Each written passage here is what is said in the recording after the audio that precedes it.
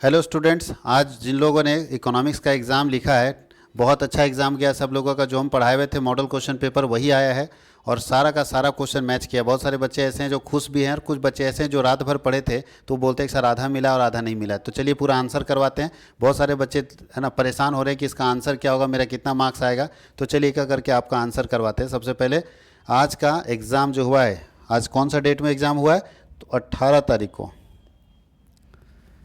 18 फरवरी को जो एग्ज़ाम हो रहा है इकोनॉमिक्स का, ये ध्यान रखिएगा 18 फरवरी 2025 को जो एग्ज़ाम हुआ है ये उसका आंसर है। और ये वैसे बच्चे जो अभी आर्ट्स के हैं, आर्ट्स वाले जो बच्चे हैं और जिनका इकोनॉमिक्स होना है उनके लिए भी बहुत फ़ायदेमंद होने वाला है। ये आर्ट्स के बच्चे जिनका इकोनॉमिक्स होना है उनके लिए भी बहुत फ़ायदेमंद होने वाला है ये, क्योंकि ये क्वेश्चन जो है उनका आइडिया देगा, उनको एक रोड मैप देगा कि कैसे एग्ज़ाम में क्वेश्चन आ सकता है। तो चलिए स्टार्ट करते हैं हम लोग सबसे पहले क्वेश्चन की तरफ। फर्स्ट क्वेश्चन, फर्स्ट का जो क्या जवाब होगा, फर्स्ट क्वेश्चन का जो सही जवाब होगा वो क्या होगा? तो फर्स्ट का ए होगा, स्ट्रेट लाइन। पहला क्वेश्चन का आंसर होगा ए, स्ट्रेट लाइन। याद रखिएगा फर्स्ट क्वेश्चन का आंसर ए। क्यों होगा अभी हमको बताने की जरूरत नहीं है, क्योंकि हम लोगों को सिर्फ आंसर मिलाना है, इसलिए क्यों का जवाब अभी कुछ नहीं है, सीधा फर्स्ट का ए। सेकेंड क्वेश्चन जो है, सेकेंड क्वेश्चन का आंसर क्या होगा? तो सेकेंड क्वेश्चन का आंसर बी होगा। सेकेंड क्वेश्चन का आंसर जो बी मारे होंगे बिल्कुल सही मारे होंगे, सेकेंड क्वेश्चन का आंसर बी होगा। थर्ड क्वेश्चन का आंसर क्या होगा? तो थर्ड क्वेश्चन का आंसर जो है ए होगा। थर्ड क्वेश्चन का आंसर ए होगा। थर्ड क्वेश्चन का आंसर क्या होगा? ए। तो जो ए मारे हैं थर्ड में बिल्कुल सही मारे हैं। फोर्थ क्वेश्चन के आंसर के बारे में बात करें तो फोर्थ क्वेश्चन का आंसर क्या होगा? तो बी होगा। फोर्थ क्वेश्चन का आंसर होगा B. Which of the following curve is negative slope? तो budget line, B. Fourth question का आंसर होगा बी। चौथा का आंसर क्या होगा? बी का जो है वो नेगेटिव लाइन होता है। फिफ्थ नंबर आंसर का क्वेश्चन का आंसर क्या होगा? तो फिफ्थ नंबर क्वेश्चन का आंसर होगा नंबर 5। अगर क्वेश्चन की बात करें तो डी ऑप्शन होगा। 5 नंबर क्वेश्चन का आंसर क्या होगा? D, luxury goods. याद रखना है लग्जरी गुड्स का इलास्टिक डिमांड होता है। उसके बाद अगर 6 नंबर क्वेश्चन के आंसर की बात करें तो बोल रहा है कि 6 नंबर क्वेश्चन तो सब जानते हैं, बोलता है कि there is dot dot dot demand of a goods due to increase in the price. अगर प्राइस बढ़ेगा तो किसी भी प्रोडक्ट का डिमांड क्या होगा? अगर प्राइस बढ़ेगा तो किसी भी प्रोडक्ट का डिमांड क्या होगा? तो डिमांड उसका घटेगा। प्राइस बढ़ेगा तो डिमांड क्या होगा? घटेगा। तो सी ऑप्शन होगा 6 का, 6 का सी होगा। आगे लिखा है the demand for a goods use, फिर मैनी पर्पस। अगर वो बोलता है बहुत सारे पर्पस के लिए अगर किसी गुड्स का इस्तेमाल किया जाता है तो उसका डिमांड क्या होता है? तो उसका डिमांड होता है इलास्टिक। उसका डिमांड क्या होता है? इलास्टिक। तो सी इसका जवाब सही होगा। 8 नंबर क्वेश्चन के बारे में बात करें, the slope of isoquant curve. Isoquant curve का स्लोप कैसा होता है? आइसोक्वांट कर्व का स्लोप कैसा होता है? तो आइसोक्वांट कर्व का जो स्लोप होता है वो होता है नेगेटिव होता है। आइसोक्वांट कर्व का स्लोप नेगेटिव होता है, तो इसका आंसर डी होगा, 8 का डी। 9 की हम लोग बात कर ले तो 9 में बोलता है which of the following is not an example of variable cost. इसमें से कौन है जो वेरिएबल कॉस्ट नहीं है? तो ये वेरिएबल कॉस्ट है, ये कमीशन वेरिएबल कॉस्ट है, रेंट यहाँ पे वेरिएबल कॉस्ट नहीं है। तो 9 का बी होगा। 9 का क्या होगा? बी होगा। 10 की बात कर ले, ध्यान दीजिएगा यहाँ पे 10 की बात कर ले तो 10 का यहाँ पे होगा constant return to scale. Constant return to scale, क्यों? ए होगा इसका आंसर। यहाँ ध्यान दीजिएगा कांस्टेंट क्यों हो रहा है? तो देखिए यहाँ पे यूनिट हमारा लेबर 4 था तो कितना गुना बढ़ा? 3 गुना बढ़ा।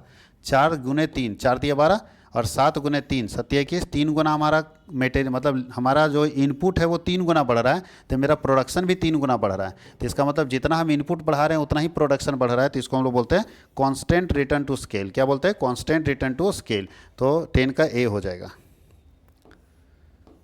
11 में बोलता है average product and marginal product of variable factor are equal. कब होगा एवरेज प्रोडक्ट? एपी और एमपी दोनों बराबर हो जाएगा जब एवरेज प्रोडक्ट इज मैक्सिमम। जब एवरेज प्रोडक्ट हमारा क्या होगा? मैक्सिमम होगा। तो 11 का ए हो जाएगा। 11 का ए ऑप्शन सही जवाब होगा। 12 की बात करते हैं the equilibrium condition of a firm in perfect competition market. Perfect competition market में इक्विलिब्रियम कंडीशन क्या होगा? तो जहाँ M R equal to M C होगा वो होगा। तो 12 का डी होगा। 12 का डी होगा। 13 बोलता है इफ़ द क्वांटिटी सप्लाइड, बताइए कि सप्लाई दिया हुआ है कि इंक्रीज कर रहा है 8% से और प्राइस इंक्रीज कर रहा है 5% से। इलास्टिसिटी ऑफ सप्लाई पूछ रहा है, ईएस। तो इलास्टिसिटी ऑफ सप्लाई पर क्या बताए थे? परसेंटेज चेंज इन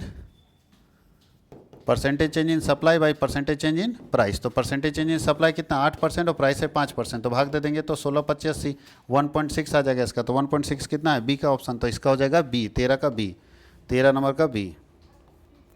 14 बोलता है due to increase in supply of a goods in a market the price. अगर सप्लाई बढ़ेगा तो प्राइस क्या होगा? बढ़ेगा।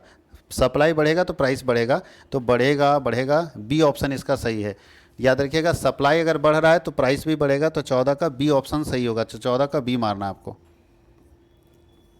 15 यहाँ पे बोल रहा है कि इसमें से इक्विलिब्रियम प्राइस क्या है, तो इक्विलिब्रियम प्राइस ऐसा प्राइस होगा जहाँ डिमांड और सप्लाई बराबर होगा। तो देखिए डिमांड सप्लाई बराबर कहाँ पे है, इधर बराबर नहीं, यहाँ पे देखिए बराबर है, डिमांड सप्लाई बराबर, तो इक्विलिब्रियम प्राइस 5 रुपया होगा, तो इक्विलिब्रियम प्राइस 5 रुपया होगा, बिल्कुल सही, 5 रुपये इक्विलिब्रियम प्राइस है। ठीक है,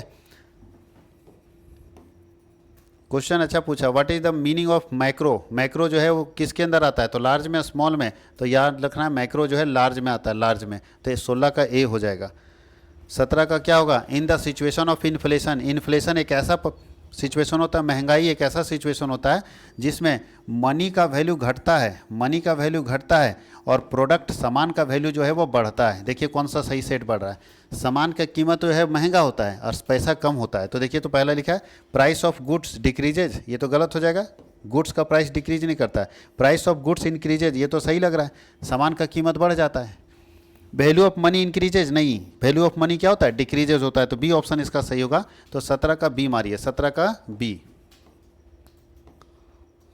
18 what is the remuneration of capital. हम पूंजी लगाते हैं उसके बदले में हमको क्या मिलता है, तो इकोनॉमिक्स में हमको उसके बदले में क्या मिलता है, इंटरेस्ट मिलता है, और बिजनेस में रहता है तो प्रॉफिट मिलता है। इकोनॉमिक्स में हमको पूंजी के बदले में इंटरेस्ट मिलता है, तो डी मारेंगे हम लोग 18 का answer. 19 who is the author of wealth of nation. Wealth of nation के ऑथर कौन है, सब जानते हैं, Adam Smith. Wealth of nation के ऑथर कौन है, एडम स्मिथ। 19 का ए मारिए। 20 what is national income. National income कौन होगा, तो याद रखिएगा नेशनल इनकम सही मायने में एनएनपी, एनएनपी, ठीक है, एमपी आता है, एनएनपी एमपी को हम लोग नेशनल इनकम बोलते हैं, तो यहाँ पे एनएनपी होगा, नेट नेशनल प्रोडक्ट। अच्छा एनएनपी एफसी भी है, फैक्टर कॉस्ट, तो मार्केट प्राइस हम लोग net national product at market price हम लोग लेकर जाएंगे, तो इसका बी ऑप्शन होगा। आगे जाता है which of the following is an activity of primary sector. इसमें से प्राइमरी सेक्टर कहाँ से, जहाँ से कच्चा माल आता है वो प्राइमरी सेक्टर होता है, तो भैया यहीं से ना, जहाँ हम गेहूं का उत्पादन कर रहे हैं, बाकी फ्लोर मिल में डाल रहे हैं, उसको मार्केट में बेच रहे हैं, सब सेकेंडरी है। प्राइमरी मतलब ए, तो 21 का ए होगा।